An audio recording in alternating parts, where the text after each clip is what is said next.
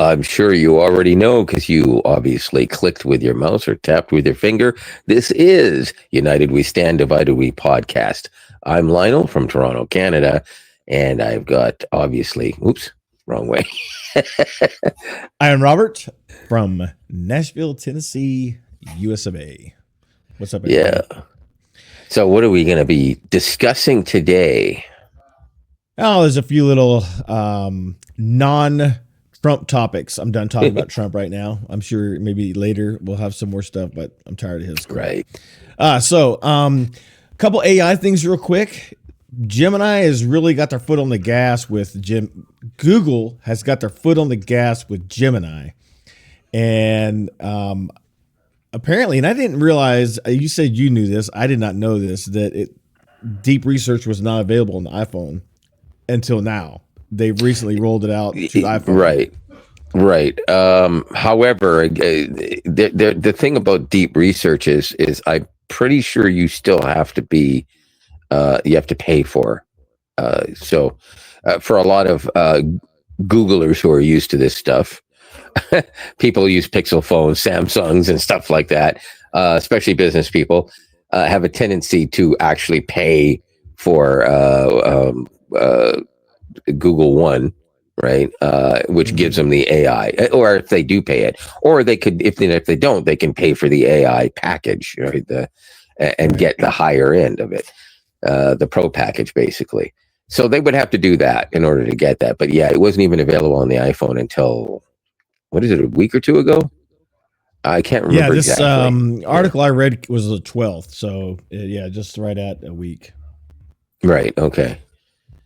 Yeah, I haven't bothered telling my dad about it because he's not going to pay. He's not going to pay to use it. although if he were to say to me, you know, I really need to know some more stuff about that, I'm not sure where to look, I would put it in and send him the file afterwards. So he's still got that advantage. Yeah, and it is only to Gemini Advanced subscribers. So that is, yeah, that's what I was trying to say. But yeah, you know, it's Monday. I know it's not, but that's how it feels in my brain. So we've had a blizzard after blizzard, but we'll get into that, you know, another time. And we got a whopping 2.5 inches, 3 inches max last night. We're at close to 5 feet of snow so far, just in the last 3 snowfalls. So yeah, that's insane. And that's back to back to back. So yeah, I keep freezing here. Is that just on my end, or are you seeing that too? I haven't noticed any freezings. Oh, maybe you weren't looking. It's really cold outside. I was freezing when I went out to dinner. So it's back onto the AI. We're getting a little off the topic here. Back onto the AI. There's a lot of people that are putting out their articles and some videos, and they're talking a lot about all the different AI models, and of course they're talking about the I wish I could remember the name of some of them. I should have wrote this down. Not even ChatGPT, but some of these other ones that have been popping up lately, and they're doing their comparisons, and they're giving some pretty decent prompts that are pretty relatively clear. But what I'm finding interesting is that almost all of them are saying that Gemini is finishing second or third between 3 almost every time, sometimes even out of the running between 3 or 4. And it doesn't make any sense to me because I use it all the time, and I've tried it with, you know, against ChatGPT, which is pretty good. It's actually very good, but the biggest thing with Gemini, and this is with any AI, and I'm going to say this to everybody, you really need to remember this. Just because you give it the first prompt, expecting it to be extremely fast with something that's more detailed, and then not over talk it, means you're not actually trying to learn. You just want to know the answer right now. If you need to do the research, it means you're supposed to be learning about it. Now, I froze there. Did you see that? Or was that just on my end? Again, I'm looking at the camera though, but I'm not looking at staring at you on my screen. Okay. I can just do like this if you want. Well, it doesn't do it every time, you know, every second. But anyways, the bottom line is, well, not the bottom line, but what I'm trying to say is, it doesn't. Oh my God, I've lost my train of thought because of the freezing, and not the snow either. What was I saying again? Your brain is frozen. Yeah, but what was I saying? Because it was. Well, you were just talking about the different AI models, right, and how people were saying that the Gemini was finishing second, third, right, fourth. right. So the thing about Gemini again is, and this goes for using any AI model, really, at least the better ones, is you can be more refined in your prompt, and once it's finished, you can say, "Can you dumb that down for me? Can you make that more complicated? Can you add this? Can you make it bullet points? Can you write it out in a form that I can easily study because I need to do I need an exam on it in my university course or something like that, right? Mm-hmm. Or I need to be able to do this for a presentation at work. So I need to have as much detail as possible, but include bullet points at the end of each section." And nobody thinks about that, or nobody ever tells anybody that they can do that. And what I like about Gemini is because you have deep research option available to you in the advanced, is you can give it instructions like that. And even after it's finished, you can read it and then say, can we go back and say, can you redo this, but right, include this or exclude that, or be more detailed, or be more, what's the word I'm looking for when you little less detailed? I'm trying to find the right word. What? You're like broad, like you're no, not broad necessarily, but just less, not as much, in depth kind of thing. And you can give it all of these instructions, and what it puts together is absolutely mind blowing. How fast you can learn stuff. I asked it if it could help me learn about math, and I've always been terrible at math. And just going through some stuff with Gemini over the last couple of weeks, I've actually started to learn some things that for some reason I never learned in school, or at least never retained anyways. But that's the thing. I don't think Gemini loses in any category in that department, because you can always tell it, and no one ever thinks to do that. That was my point. No one ever thinks to actually say, oh, I gave it these instructions, because all they're thinking about is that their readers and listeners just want to know, how fast can I get it to tell me about calculus? Yeah, but see, to me, speed is not I could care less about necessarily speed. It's going to be fast enough. Yeah. I'd rather make sure that it's more accurate and give me the correct information than it is fast. So it doesn't really matter to me. That's what I'm talking about. Yeah.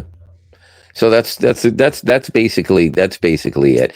And you can do this test for yourself if you have access to at least 2 or more of these at home. Just give it a prompt, and if you think one seems better than the other, is it something that you are an expert at?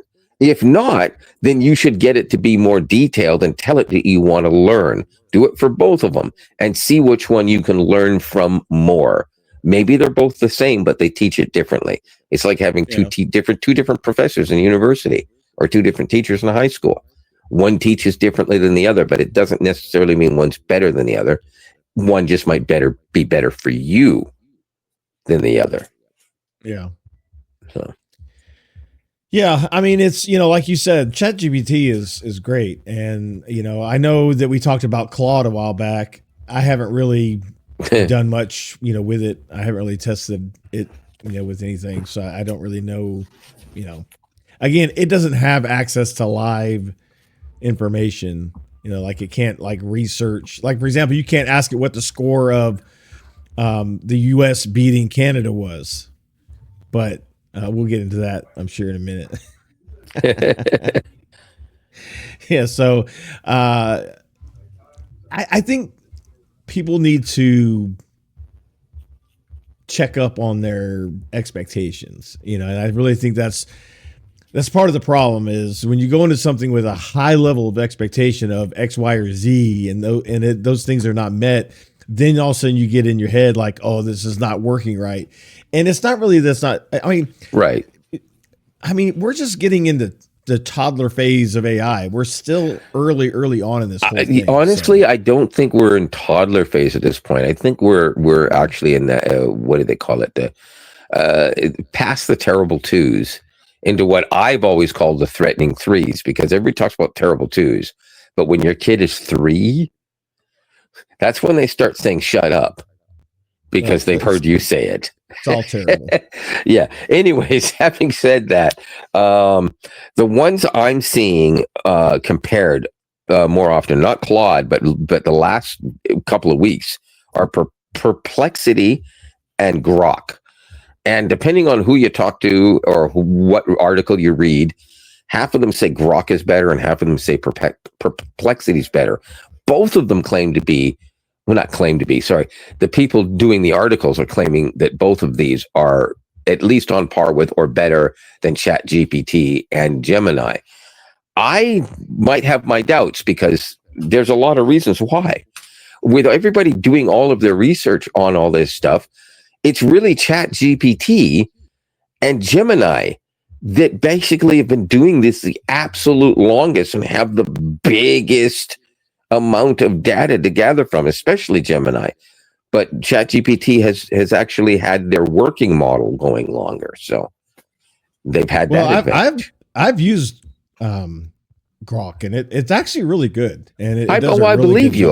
Yeah, I do believe you. But again, there's just certain things that it will never be able to do because it's never gonna be built into anything. Sorry, even ChatGPT is. Fit. Yeah, I'm even touching the mute button, so hopefully. And before anybody says, "Oh, ChatGPT isn't," well, it technically is because it's being used very heavily by Apple and by Microsoft, and of course, Gemini is on Google, and all of these platforms have access to all of them, including ChatGPT and Perplexity and everything. I haven't yet tried Perplexity. I haven't either. I'm probably gonna give it a shot so I can actually. I don't know. I haven't gone into that yet. It's just that they show the examples, but they don't actually give you the raw data that they got back. And that's the biggest gripe I have with these articles is they say, oh, this is what this said and this is what this did, but they didn't answer this much and they didn't do it like that. But they give you these tiny little screenshots that you can't see on a phone. You can probably see it on a computer, but there's no context to it. And if you're asking for a one-page readout of your prompt and then judging each of these AI, services by a one-page readout of something as complex as something scientific in any field, that's not fair. That's not how you do science in the first place.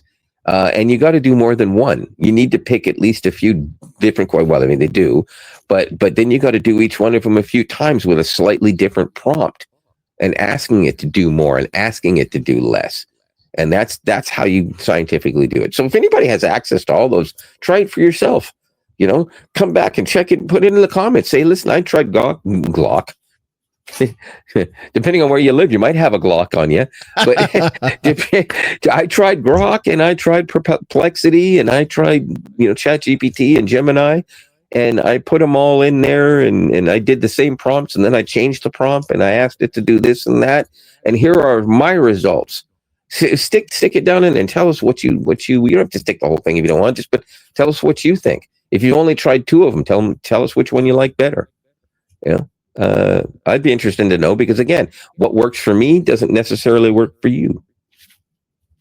So I looked it up, and it doesn't really say, like, it looks like Perplexity is their own company. Okay. Fair enough. Do we know what country? Or at least region of the world?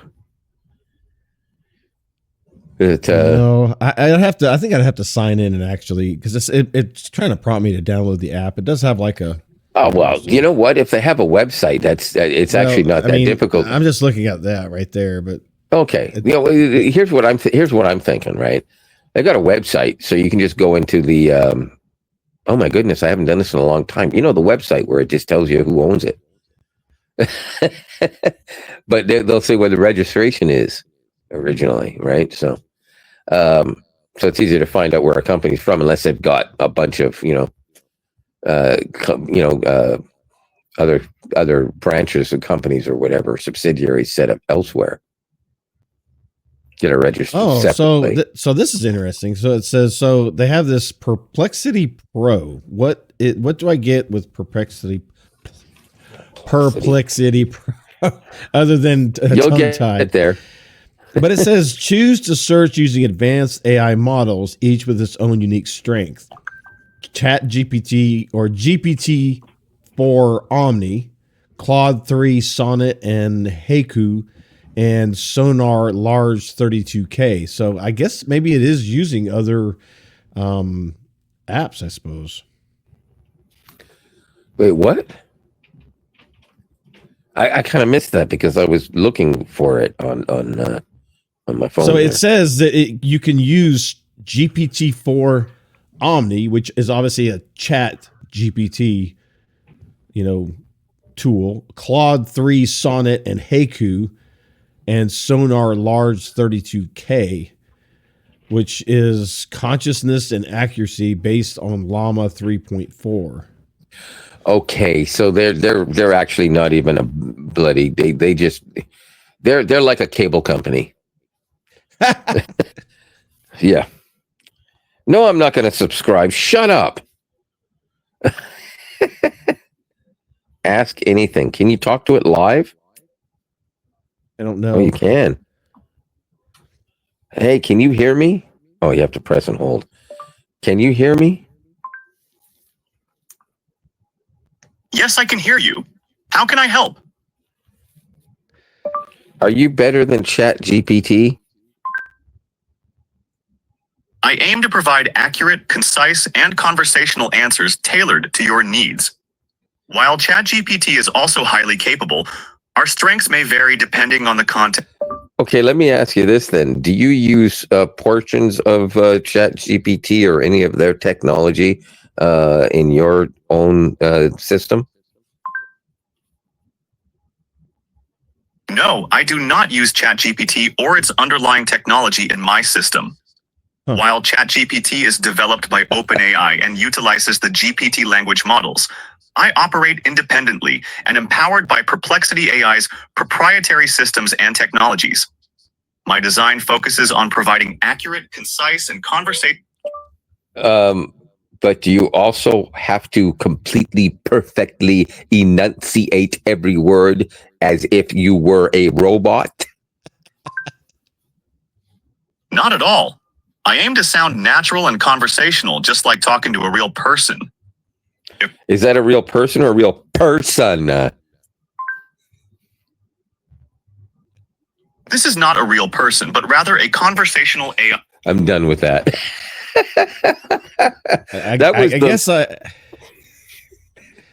I guess I don't know what they were talking about then about the GPT-4 Omni. I don't know what that is, and I guess I assumed that was. I think it's a service that they offer that allows their technology, their AI, to actually collaborate with other AI, basically to dig into another AI for information or for service work to be done. So obviously, in their pro version, they have some, corporate version of ChatGPT or whatever it would be called, because it's not public at that point, that they can actually access. This is basically not that much unlike what Apple is doing, to be honest with you, except that Apple doesn't actually have their own AI at all. But it's similar to Copilot that does use ChatGPT, but again, they kind of write their own stuff on top of it. So you're actually talking to something that sounds more like Cortana when it's actually not anymore, because Cortana is dead and buried. Right. Yeah. Unfortunately, I don't know. She got buried next to Clippy. Yeah, I just don't. I mean, there's so many AI things. I just don't need another one. I could do Grok, I could do Gemini, I could do ChatGPT. I don't really everybody's in it to win it, but the fact of the matter is ChatGPT is not going to go anywhere because it's always going to have something to dig into, and always having more than one is never going to be a bad thing. If you don't have at least two of something, then you're going to end up with garbage, stuff that doesn't work properly. You got to have competition. Will there be three? Probably. But for now, I can tell you right now, 10 years from now, unquestionably ChatGPT and Gemini will be the front runners. 20 years from now, they'll be the front runners. A year from now, they'll be the front runners. And and that's just the way obviously, it's going to be for the foreseeable future. ChatGPT has huge backing from Microsoft, but it's not Microsoft's product. Unlike Exactly. Gemini is Google's product, and Yes. they have a shit ton of money. Right. But yeah, ChatGPT is also getting, it will certainly will be in the future, getting even more money from Apple. The biggest difference is that one of two things is going to happen. Apple is going to basically have a research team that's going to invent a new style of AI, Yeah. meaning they're going to steal code from ChatGPT or whatever. But anyways, at some point that may happen. But more than likely, they'll inevitably end up offering to buy the majority stock of ChatGPT, and then 5 or 10 years later, we'll buy it out. They might have to fight Microsoft over it, but Microsoft might not give a damn and might just say, okay, well, you take yours and we'll keep a 20% stake. A 20% stake for Microsoft means they'll never have to pay for the service, right?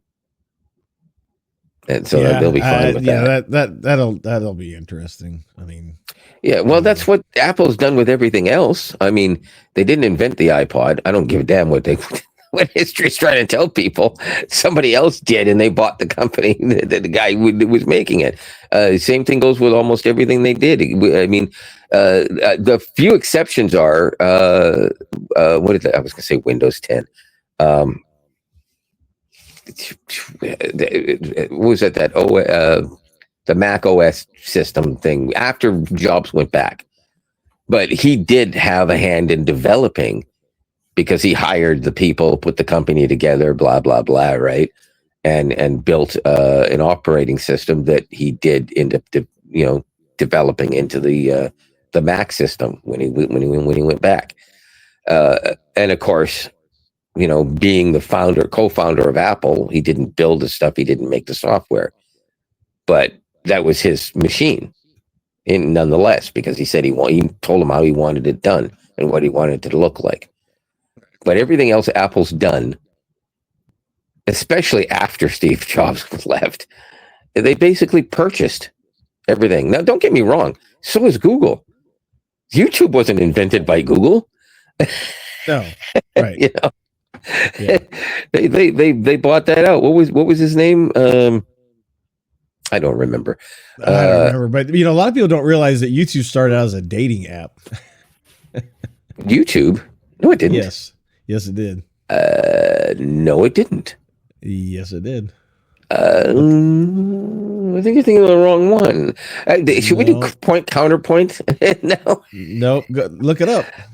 I have looked it up, and the very first YouTube video was and he was, one of the big guys at Google, because after they bought him, they had high positions in the company, obviously.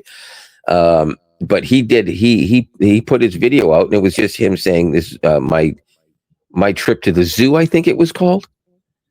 And actually, it had nothing to do with dating whatsoever. The reason they did it was because they had, they were trying to load videos onto whatever other thing, including Google's own thing, which was, what did they call it? Just Google Videos, I think they called it. And they always had a problem, like it wouldn't work, it didn't play right. Yeah, you couldn't get the highest, quality video definition. It took forever to upload. You had to jump through hoops to do it. Are you ready to say I'm sorry? No, because I'm not wrong. YouTube's origin from dating site to video giant. In 2005, on Valentine's Day, an 18-year-old named Chad Hurley registered logo, trademark, and domain name YouTube.com. The idea that users would upload videos talking about themselves, that they were looking for a partner. It started out as a dating app. Are you getting this from Wikipedia? Oh my God. No. I'm asking a question. It was a simple question. No, I'm not getting that from Wikipedia. It's a commonly known thing. How you don't know it, I don't know. I'm surprised. Well, then, if that were the case, why the hell would it be? Here I am at the Here I am at the zoo. You can bleep that out, by the way. Anyways, because they were talking about themselves and like, hey, I need a partner, whatever. No, I don't. I wasn't saying anything about. Listen, look. You know what? Oh no. You still don't believe me. First YouTube video. It doesn't matter what the first video is. That's not the point. Me at the zoo. That is the first ever thing on YouTube. It's only 15 seconds long or something like that. I mean, that's all it is. It doesn't. I don't care what the first video is. That's not how. It did not start as I'm going to just start making videos. It started out telling people about yourself as a dating app. It's common knowledge. Is there any truth to YouTube actually started out as a dating site, or is that just like false information or Mandela effect or something? That's a common misconception. YouTube did not start out as a dating site. It was initially conceived as a platform for sharing videos of any kind. While it's true that some people might use it for dating-related content now, that wasn't its original purpose. I promise you. It's false information, not a Mandela effect. It's not wrong, though. It's not wrong. Yes, There's wrong information on the internet all the time. We are doing a point. It's not just from my Googling here that I've heard that. I've heard that from actual YouTube people. Yes, the guy that started it to be a site to share videos of themselves looking for a partner. I'm gonna tell you a little story about something. I was one of those people who was desperately trying to find a place where I could actually upload videos. I was starting to get into the internet and everything, and I liked it. I had a nice camera. I thought, well, I wouldn't mind being able to upload a video myself of something, the family or whatever, right? And as I was looking through this stuff, and there's Google videos on, and I like that. I didn't like it. It didn't work out very well. Other ones either cost a lot of money, or they didn't work very well, or they had like really tiny limitations and everything. And this is exactly what he was talking about. And then I found that YouTube. There were like maybe 300 freaking videos on YouTube when I first discovered it. And not a single one of them had to do with dating. And the app founder Steve Chin tells SXSW conference that we thought dating would be the obvious choice, but internet users didn't agree. Who? Steve Chin, co-founder, that originally, like way back in 2005. Hold on a second. Who is Steve Chin? Steve Chen is a Taiwanese-American internet entrepreneur and one of the co-founders of YouTube. He was born in Taipei, Taiwan. On August. Who is the other co-founder? The other two co-founders of YouTube, along with Steve Chen, are Chad Hurley and Jawed Kareem. And I mentioned Chad Hurley a minute ago. Their original conception of YouTube was a dating site. Publicly that YouTube was originally supposed to be for dating. Yes, Steve Chen has publicly stated that YouTube was originally conceived as a video dating site. Thank you. Hang on. Interview at the South by Southwest conference. The initial idea was for people to upload videos of themselves, introducing themselves, and saying what they were looking for in a partner. However, they quickly realized that this wasn't going to work, and they pivoted to the general video sharing platform that YouTube is today. So when it launched, was it at all at launch intended for dating? Oh my God. No. By the time YouTube actually launched, the dating. Okay, so neither one of us is wrong. That's not what I said. Both of us are right. No, I am right, and you are wrong. That's not what I said. I'm not wrong. You are wrong. You said it you launched. Are wrong. Listen, you said it. I said it was initially intended to be a dating site. I didn't say but you insinuated that it actually started as a dating site. I said, and my words were, it never was a dating site. That's what I said. Okay. It was never a dating site. Right. That's what I said. You're right. You're right. You're right. Both of us. Move on from this right No. Both of us. We're not both right. Yeah, we are both right because you were right about the initial intention. I was right about when it launched. What's the problem with that? My whole point wasn't at Okay, God, never mind. Forget it. It's my point was not at launch. My point was their conception of YouTube was a dating site. Okay. That was my whole point. And I am correct on that. I didn't say at launch it started launched as a dating site. That's not what I said. I said the conception it didn't of YouTube, come off that. It didn't come off that way because it wasn't specified that heavily. Right. So when I said these exact words, listen to me. When I said these exact words, it was never a dating site. You said you're wrong. Obviously, it never was. You didn't use the word conceptualized at that point. So therefore, neither one of us is technically wrong. Okay. Because I didn't. You heard what I said, but it went past you. See, and this is why the United States is going to kick Canada's ass again because they have no concept of right and wrong, and your hockey team is done. Okay, now we have a problem. Done. Because first of all, you're going to get your team. All these Canadians think they're the best, and they're not. Okay, you're going too far. You're going too far at this point. Gemini's listening to you, by the way. You've gone too far. So this is never supposed to be me against you because we're in different countries thing. That is going too far. Your team is going to get their ass kicked. Our hockey, to get off this stupid YouTube conversation. Well, that's fine. But you have to realize something. Your people have only been playing hockey for people. My people, diaper people. Okay. They're like children compared to Canadians when it comes to hockey. Your people. We have the knowledge. We are the ones. We invented the game. This is our game. Now, if you think that you can insult Canadians, threaten to take over our country, and we're not going to come in there. What happened during the War of 1812? We burned down your dang White House. I didn't threaten anything about taking over your country. I don't want Canada. I'm just saying. Right. So basically, the hockey game is probably going to be the most watched hockey game in history. Likely. Probably going to outdo the Olympics. It's a huge deal. And some of it's for the wrong reasons. But the fact of the matter is a lot of people have to understand two things. One, the booing of the anthem is not a great idea, and I don't think anybody really believes that it is. I think it's kind of dumb.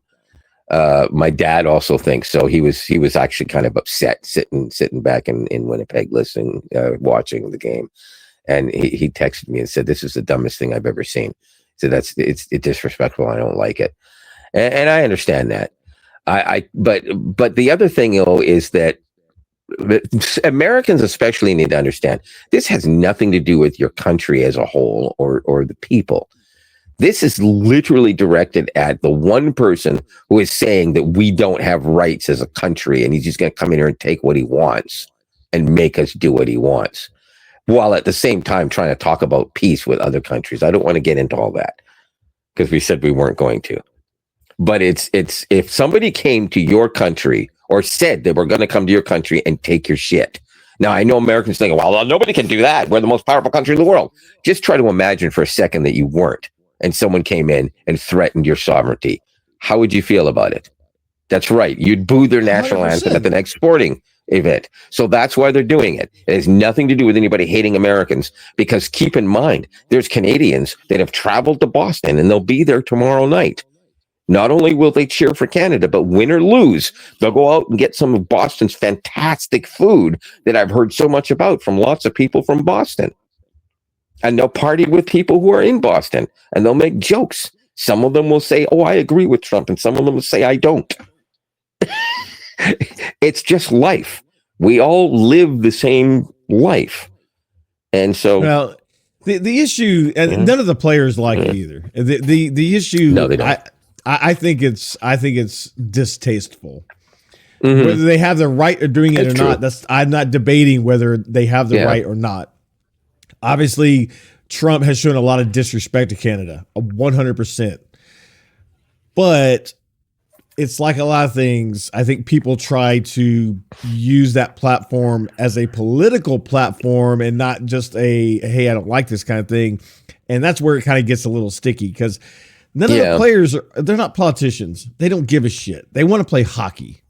Okay. That's right. They just want to play hockey. And honestly, I want to go to a game and watch hockey, not a debate. Exactly. So that's my issue with the booing is that it's distasteful. The last game I was at, I forget who it was we played. Was it? It was a Canadian team, obviously. Yeah, I think it's Ottawa. Montreal. Oh no, Ottawa. Oh no, it was Vancouver. Right? I don't remember. No. I don't remember. At any rate, it was a Canadian team. And obviously, people in the arena booed and, Nashville got on the news for, booing the Canadians. And I sing, I sing the Canadian anthem every time they play it. I sing it. I think it's just, to me, I show respect to the country, its neighbors, friends, whatever. And so I didn't boo. I sang the Canadian national anthem, and there's people all around me booing. I don't give a shit. Right. If you've ever, of course you haven't, but if you've ever seen me at a hockey game, I don't give a shit what other people think about me that are around me. I voice my opinion about my team and your team, whoever you are, not necessarily Canadian. Yeah. Okay. Yeah. I'm a very passionate fan of sports. Right. So, and that's fine. See, that's the thing. Canadians can understand that because that's how we feel about hockey all the time. Right. But some good news out of this, though, believe it or not. I don't remember the name of the name of the team. It was either Kingston or some other town that starts with a K. I can't remember. It's southeast or southwest of Toronto, anyways. They were having one of their Western Hockey League games, which would be about at the same level as your college highest college level of hockey, where most players are drafted from. They have an arena that is way bigger than you think for such a small thing, right? And they probably got like 8,000 or something like that, people sitting in this thing, and the American national anthem comes on, and they cheer it. The Canadian national anthem comes and they cheer it. They didn't give a damn about the politics, and they cheered everything. And so that's good news. It's basically, it took these minor league fans to say, I'm not going to bite into that. I'm going to cheer everything, because that's usually how it goes. Especially if the singers are really good, then it's like, yeah, they did a good job. And by the way, the guy that sang the national anthem at that game in Montreal, where everyone booed like ridiculously loud, he sang it beautifully. Did you notice that? Yeah. My God, man, he was good. Very good. And it's a shame that it was it wasn't hard to hear him, because smartly enough, the broadcasters actually turned the crowd noise down a little bit, and they turned the mics up for the singer.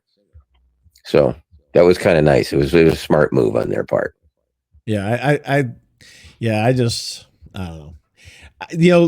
People say, oh, well, that's why there was 3 fights in 9 seconds, because, well, if anybody ever goes and looks back through U.S. Canada hockey competition, whether it be Olympics, there's always a lot of contention, because the Canadians are trying to prove we're still the best. Like you said, this is our sport. We started it. The U.S. is trying to say, no, it's not. We're here now, and we're the best. So there's always a lot of contention. Right. And that's just sports. This is not necessarily just because this, group of people booed the anthem. At least I don't think so. I could be completely wrong, because obviously I don't talk to the players. But even, Canadian players that play in the NHL on a U.S. side team, like Marchand for, the Bruins. Like, I don't like Boston. I don't like Marchand, but he's like, look, I think it's wrong. I don't think you guys should be booing the American national anthem. The players have nothing to do with what's happening in politics. And he's 100% right. Yeah. So they don't care. They just want to play hockey, and they understand this is not a political statement. And when people try to make it a political statement, to me, is where the problem comes in, because that's not one. Yeah. Just play hockey. But fight, kick each other's ass. I don't give a shit. But three fights in the first minute. Separate fights. It's not like they all went out at the same time, just in case anybody didn't see it. It was there was a fight, and then the puck dropped, and there was another fight, and then the puck dropped, and there was another fight. And so 6 guys were in the box at the same time. 9 seconds. Yeah, it wasn't under a minute. It was 9 seconds. It took 9 seconds to get 3 fights done. And that's only because the clock winds. It doesn't stop instantaneously, and they're not going to ask them to wind the clock back at the beginning of the game, right? Obviously, you're not losing anything. But nonetheless, those fights, it's not, the Americans didn't start the fight because they were pissed off at Canadian fans, because again, the hockey player had nothing to do with it, and the Canadians didn't pick a fight with them because they were mad at Trump. That again had nothing to do with the hockey players. So what it simply is exactly what you said. It's a hockey game. Canada and the U.S. there's a lot of tensions, but it's not the hockey players hating each other. It's just. It was something that they felt like, okay, well, this is going to be a big thing, so let's get the crowd going right now. Right. And so a couple of guys said, let's do it, let's fight. And while they were fighting, 2 other guys said, you know what, when they're done, you and I can go. Okay. And then those guys were going and saying, you know what, we should go too. Yeah, that's it. These guys talk to each other before that. When you have a fight that starts at the face-off, those fights aren't because somebody hit somebody or the guy didn't like the way you checked them into the boards. Those fights happen because as they line up for the face-off, one guy says, do you want to do it? And the other guy says, yeah, okay.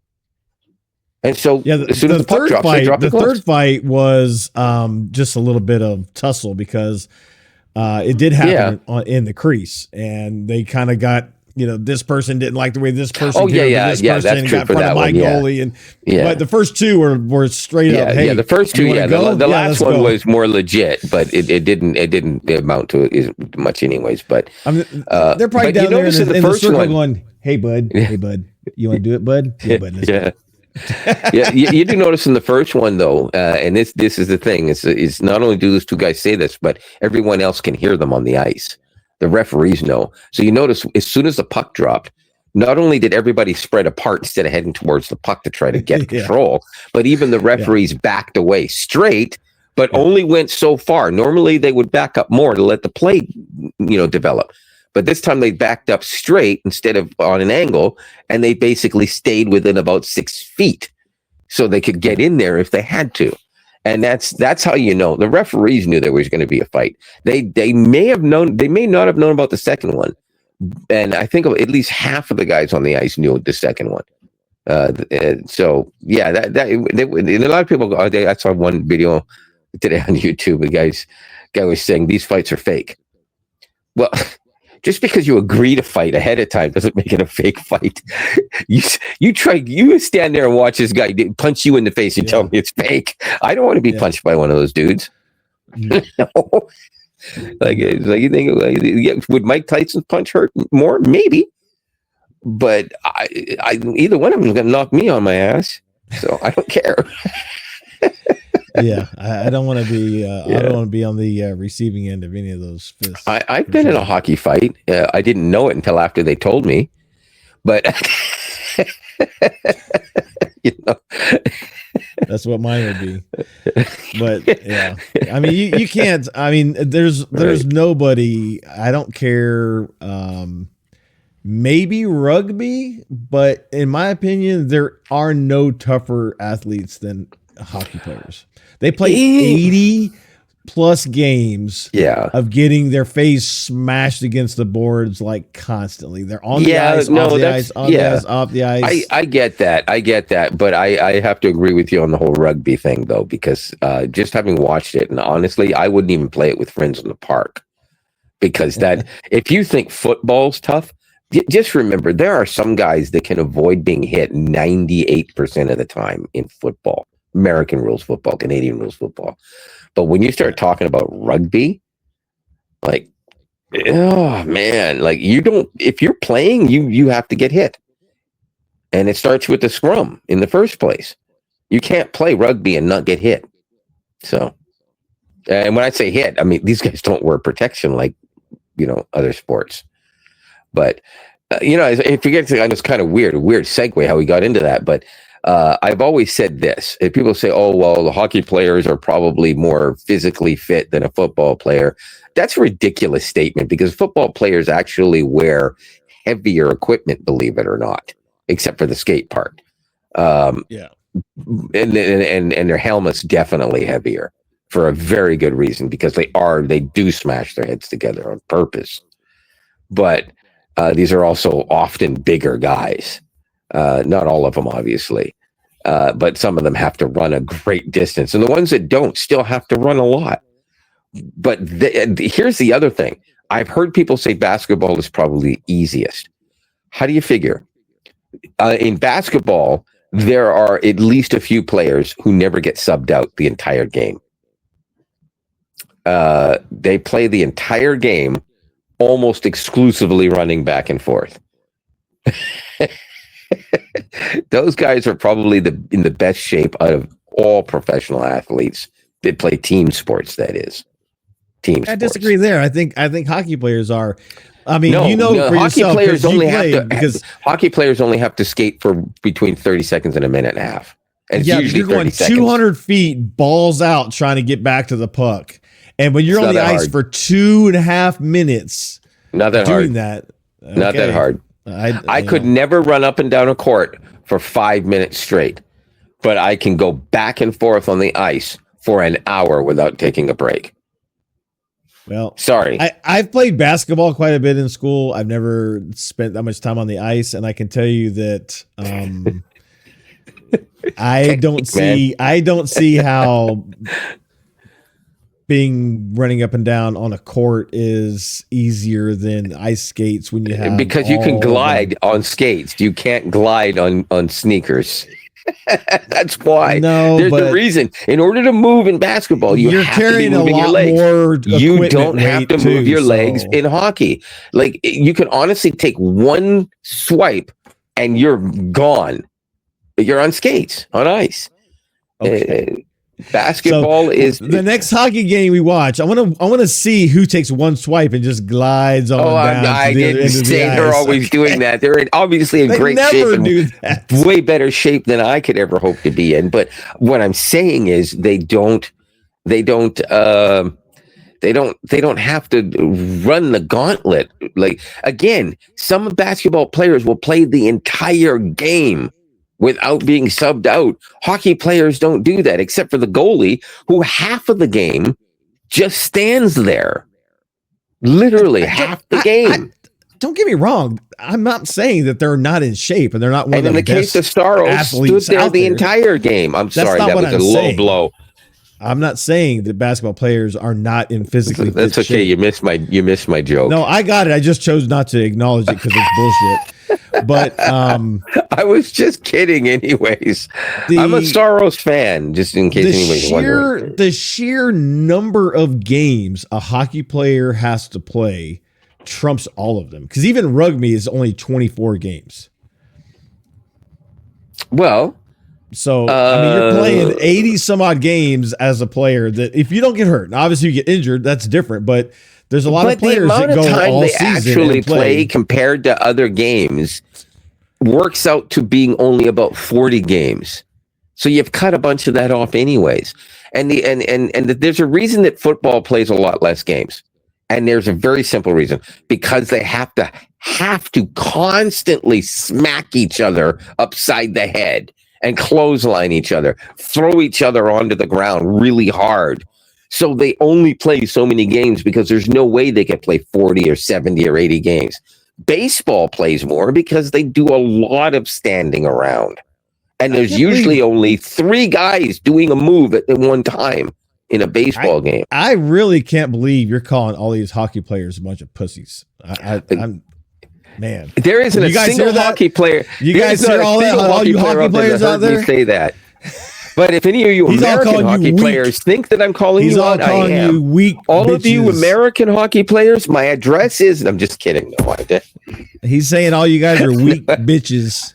That's not what I'm saying. What I'm saying is slide down the ice. You don't have to move. Yeah, okay. You're gonna go there. No, here's what I heard. What I heard is you saying that all of those professional basketball players were garbage and weak and pussies, and they couldn't. No, they you couldn't can't hold say your that because I beer. specifically said. I agree with you that they are some of the most physically fit. I specifically said I that. didn't see you. Did not say that. Yes, I did. You did not. Roll the film back. Yeah, we will, because I just got through saying that. I said I'm not saying that they are not some of the most physically fit players, because they are, but the sheer number of games, et cetera, et cetera, et cetera, I still feel like a hockey player. Well, how many games do basketball players play? Are you forgetting? Also, how other many than rugby, how many basketball players get in the middle of the rink or in the middle of the court and start punching their faces? It does actually happen. It's just not legal in the game. But that's not true. They get elbowed in the face. I've seen guys get turned inside out in midair from being elbowed in the face, lose their teeth, busted jaws. Did you see that one basketball player whose leg bone came out of his leg on live television? Of course, but I've never seen two players square off in center court and go. I've seen it. You can look it up. Look it up on YouTube. No, it's happened. Never seen it's just not legal in the game, but it's not legal in football either. I see it 2-3 times every hockey game. So, but that's another thing. I'd say, listen, not every hockey player does that. Only the guys who want to fight. 99% of hockey players do not fight. That's a fact. Yeah, because like Forsberg, he's going to get his ass kicked because he's not a fighter.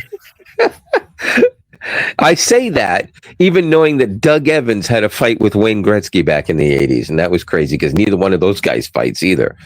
I don't think any of them won. That's how bad it was. But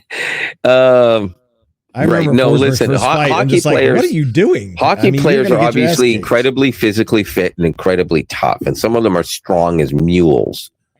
But I'm just saying, in pure physical fitness as a whole, generally speaking, not the best players who are the most physically fit. I'm not talking about the Connor McDavids and the I was going to say Timo Solani, but he's retired. But same idea.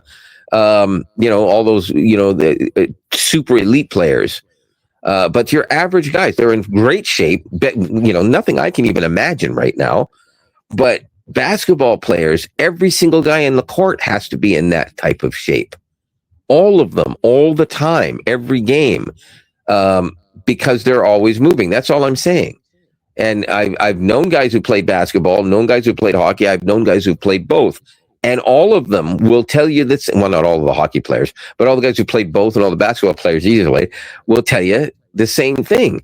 It takes more energy to play basketball for an hour than it does to play hockey for an hour. I'm talking about an hour of actual playing time, not game clock time.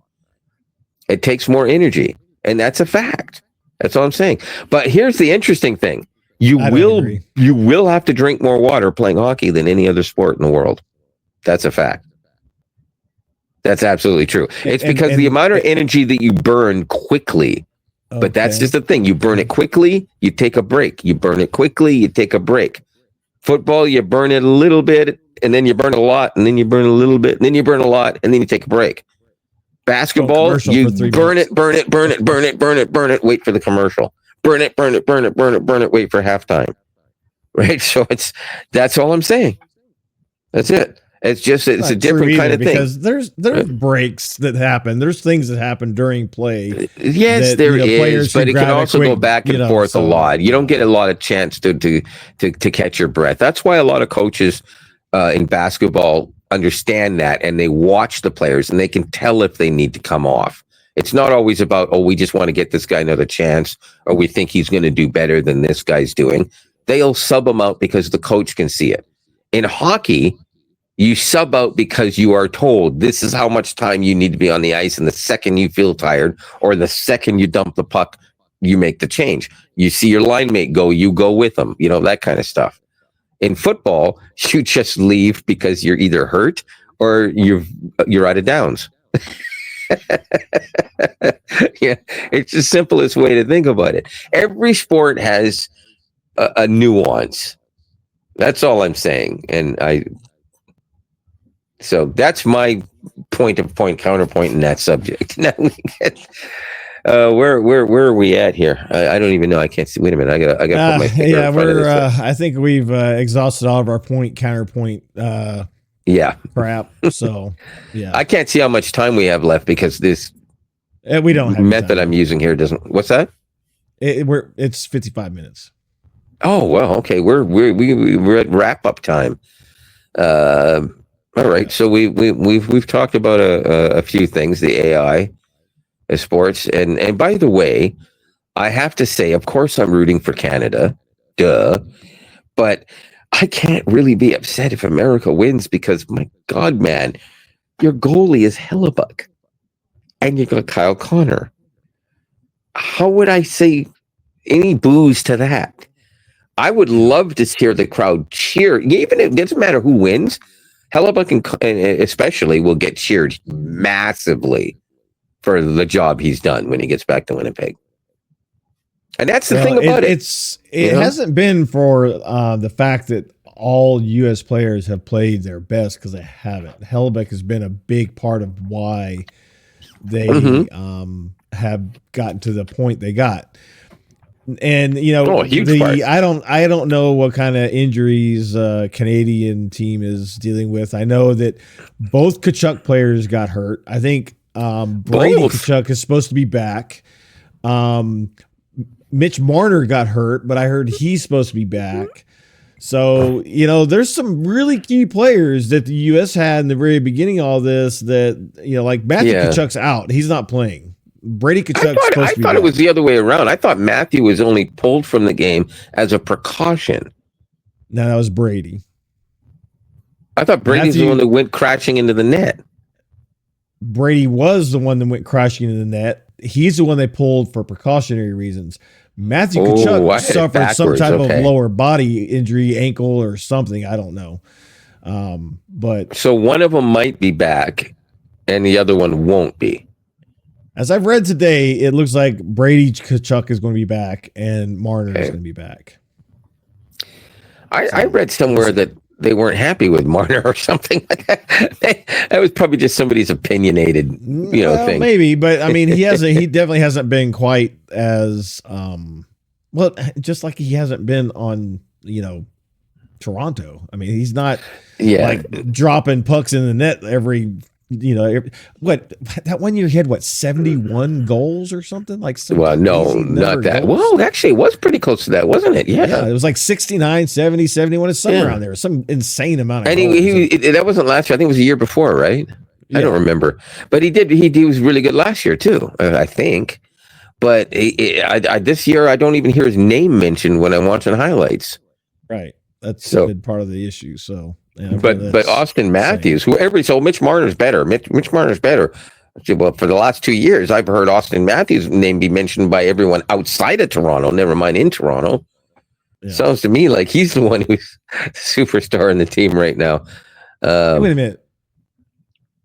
One of them, is it Matthews on the Canadian team? You know what? I don't remember which one's which. Maybe it's Matthews on the U.S. and it's Marner on the Canadian team. One's on one and one's on the other. I literally don't know because I thought they were both Canadian. No, Matthews. I think is Auston Matthews Canadian or American? Auston Matthews is American. He was born in San Ramon, California. Okay, so he's the one on the U.S. team. Mitch Marner Canadian? It's going to say yes. Yeah, he's Canadian.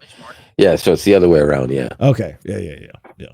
So anyway, I was right about what I heard. It's the Canadians that were kind of saying, hey, he's not cutting the mustard. Yeah. And Matthews ended up getting hurt, but he's supposed to be back too, so yeah.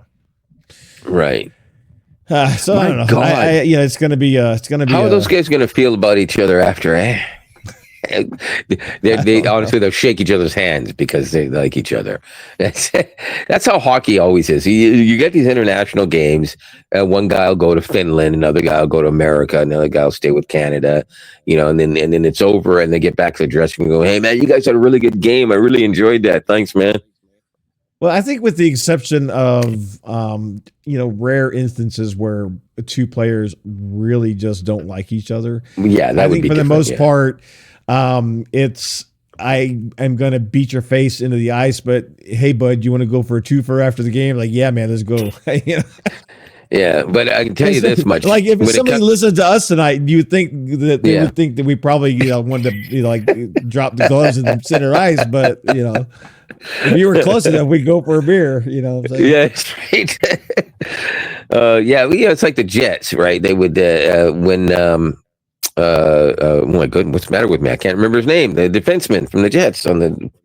Oh God, please don't tell me if he ever sees this, I'm dead. Uh, The defenseman for the Jets that's on the U.S. yeah, team, right. Yeah, with or is the he long name, Canadian? the Canadian team. What's wrong with me, Morrissey?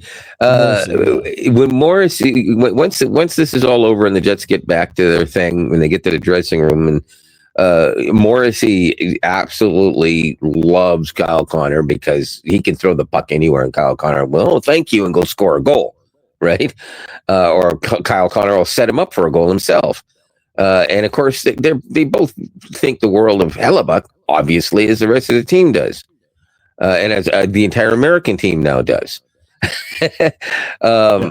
So yeah, that's the thing. They don't care that they're on different teams, and whoever wins, those guys are still going to shake each other's hands, give each other a hug. Whoever loses is going to congratulate the other one. Oh, yeah. Whoever wins whoever loses will be the two that congratulate the one. Morrissey. Just saying. I have spoken. Mm-hmm. That never works. Canada for the win, baby. Canada for the win. Well, see, now you just ruined it for them because that never works out. No, not that. When it comes to Canada and championships, that's when it does work out. Oh, It's just it's what we do. It's what we do. We win the big game. Good night. I don't know why you're even going to tune in. Best of luck to you. I mean, why are people in Boston shouldn't even bother showing up? They're not going to be happy. Right. Like, don't even go. Right. Just leave the 3,000 Canadian fans to their devices and let them enjoy, the crushing. Yeah. If it were the Predators playing, that would be true, but that's not accurate. It's going to be a good game. It's going to be a hard-fought game. And I tell you this much. If the U.S. wins, I will give probably 90% of the credit to Hellebuck because he will be the reason. Probably. The Canadian team is extremely determined and has a lot of firepower. So, and they're going to be mad serious. They did not play the first two games they played were garbage. The first one especially. Yeah, right? I watched them. They were sloppy. They played sloppy. They did. Sure. They did. They got better against the Americans, but it wasn't good enough. But when they got to that third game, they were like, I think we're starting to gel now. That's unfortunately been a common theme with the last 3 times Canada's played any international stuff, Olympics and whatever else they did, where they didn't have enough time to gel together. The Americans, I don't know how they did it. I think it comes down to coaching. I guarantee it. But they just had them practice a certain way. Say, you guys need to go out for dinner and get to know each other and talk about what you like to do, study each other's tapes, whatever it is you need to do. And it's worked because the American team has looked very, very, very good. They look like an NHL club. Right out of the gate. Coach for the American team, and you know how he coaches. Who? So Tortorella. Who? Really? That guy? Yeah, that guy. Well, he's a good coach. I just can't believe that they don't want to kill him. Not Paul Maurice. What's the guy's name? Cooper. From they should have hired Maurice. What? That Cooper from Tampa Bay. He's the one that's coaching the Canadian team. Oh, interesting. You don't know that? No. Normally I would know that, but I don't know because I never knew. Because I don't know what it is. I mean, normally I don't know. It's just I don't even know anything about this guy. I really don't. It's funny because all the previous coaches for Canada over the years have been like the coach of all coaches that is coached at that time, So it's kind of, is Paul Maurice American? I don't know, but he's not coaching. I know. I'm just wondering though, because I have no idea. Is Paul Maurice American or Canadian? I keep asking Gemini stuff. Paul Maurice is Canadian. He's Canadian. Why in the hell isn't he coaching for Canada? Jesus. I don't know. I wonder. John Cooper. Hanging with Mr. Cooper? Ask it if John Cooper is Canadian. Wait, you don't have Gemini? Is John Cooper Canadian? Yes, John Cooper is Canadian. Yeah, I guess the fact that Who he's is won, he? what, 3 Stanley Cups? John Cooper is a Canadian-American professional ice hockey coach. He is the head coach of the Tampa Bay Lightning in the National. Wow, Canadian American. Whoa, what did that say? Wait a minute. I was about to turn that off, and then I noticed it said something that caught my eye. Oh, I thought it said something about Winnipeg. It said winning. Winning back-to-back Stanley Cup, blah, blah, blah. But yeah, it specifically says he's a Canadian American. So in reality, he qualified to coach either team. I guess. And, I don't know why they chose Tortorella. That to me was a really odd. Well, it turns out it's working. He's well, I mean, you know how he coaches. I mean, you've seen him in the league. He's a no shit kind of guy, and players either love him or hate him.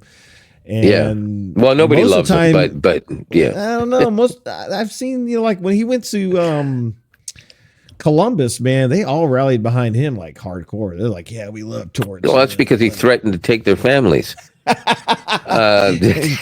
I'm kidding, people. This is a joke.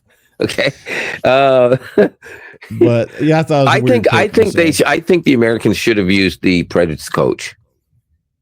The who? The who? Preds. Yeah, that's what I thought. Mm. I was kidding, obviously. And this time I'm not going to take it back. I'm sorry. I think the Preds need a new coach. But we can go on that another time because I think we're out of time. Yeah, we're out of time. So we'll get some more stuff. Obviously, next week we're probably going to be talking about who's going to be bragging about the hockey rights. But aside from that, I guarantee you there's going to be more AI news by then. And incidentally, we didn't mention one thing because it's still a ways off, but Google I/O has a date, and I just don't remember it. So next week we'll get into that and talk about what we think they might be talking about. And we know what they're going to be talking about. A lot of Gemini and a lot of Pixel 10.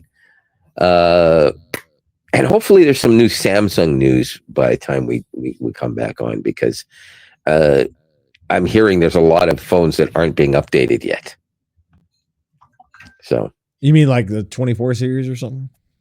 24, 23, 22, 21, 20. Apparently they just haven't updated anything. Yeah, I don't know it's going back to the 20 though. Well, I know. I just kept going with numbers because it sounded, Samsung 1, Samsung 5. the Nexus, the Google Nexus. Yeah, way back when. So Nexus. Yeah. All right. Well, that's it for now. I'm Robert from Nashville in the U.S. And I am Lionel from the winning country of the hockey tournament after tomorrow. But I'm in Toronto, Canada. Peace out. Bye-bye.